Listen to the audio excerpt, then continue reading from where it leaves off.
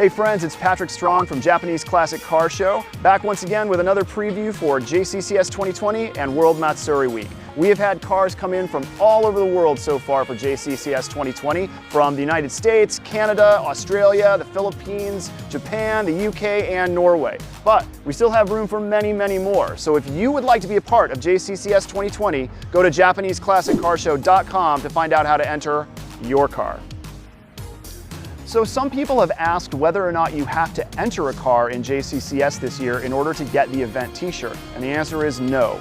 You don't have to enter a car, you can just buy a t-shirt. You can get that at JapaneseClassicCarshow.com, and since this year's event is going to be unlike any other, you're not going to want to miss out on your opportunity to get a cherished memento of the occasion.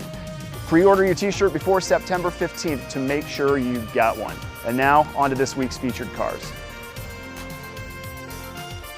We're presenting our Kyusha Workmanship and Presentation Awards in a variety of categories. JCCS welcomes stock, survivors, period style, creatively modified, resto mod, and this year only, in-progress project cars.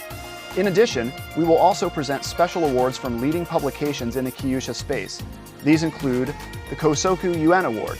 The recipient's car will be featured on the pages of this highly regarded Japanese print magazine. The Japanese Nostalgic Car Award from the world's leading English language website devoted to Japanese classics. The winning car will be the subject of a full-length feature at JapaneseNostalgicCar.com. Other publication awards will be presented by Japan's Custom Car Magazine and Honda Style Magazine. We'll also present special awards from osakajdm and the Colinproject. First, from Kanagawa, Japan, here's Yasunari Sugiyama's 1966 Toyota Sports 800. Yasunari has owned this sports car since 1972 and has added a host of discrete creative modifications, including alloy fenders, an oil cooler, and of course the requisite set of Watts rims. Next is Merlin Blackwell's 1964 Nissan 1900 Cedric sedan from British Columbia, Canada.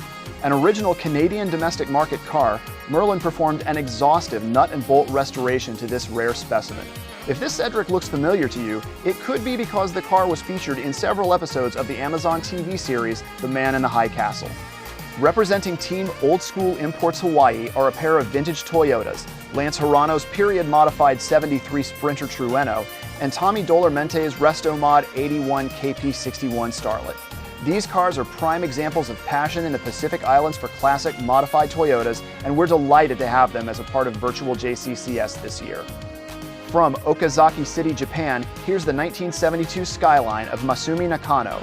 This iconic Hakosuka has been heavily customized, from its L28 swap to its custom suspension and bespoke exhaust system.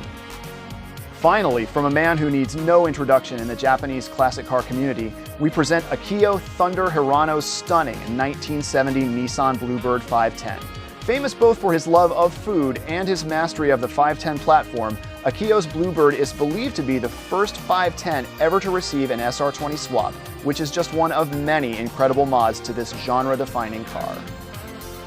Akio's next project is a modern tribute to the world-famous Datsun 510 BRE Blockbuster, which he's developing in partnership with none other than the world-famous Mr. Miura of TRA Kyoto, Rocket Bunny, and Pandem fame. Speaking of Mr. Miura, I know that motorcycles are not a part of JCCS this year, but we can't resist giving you a sneak peek at what Mr. Miura's been up to. It's a Rocket Bunny Yamaha Passall scooter. We'll take an in-depth look at this during World Matsuri Week, which kicks off on October 3rd and culminates in JCCS 2020 on October 10th. Check back with us next week for another preview of our featured cars, and until then, I'm Patrick Strong for JCCS. See you next week.